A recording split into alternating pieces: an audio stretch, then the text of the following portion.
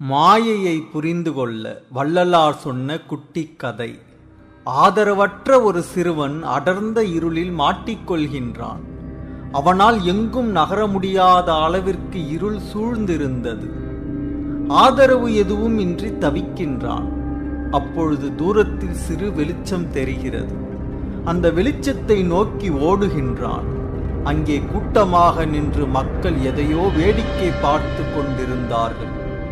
அந்த சிறுவன் அந்த கூட்டத்திற்குள் நுழைந்து அங்கே என்ன இருக்கிறது என்று பார்க்கின்றான். அங்கே ஒரு பாம்பு படமெடுத்து ஆடுகிறது. அந்த பாம்புக்கு அருகில் ஒரு பாம்பாட்டி நின்று கொண்டு அந்த பாம்பை ஆட்டி வைக்கின்றான். அங்கே நின்று கொண்டிருந்தவர்கள் எல்லாம் பாம்பாட்டியை பாராட்டி கைத்தட்டி அவன் விரித்த போர்வையில் சில்லறையை போடுகிறார்கள். ஆனால் இந்த சிறுவனால் அந்த பாம்பின் ஆட்டத்தை ரசிக்க முடியவில்லை. பார்த்து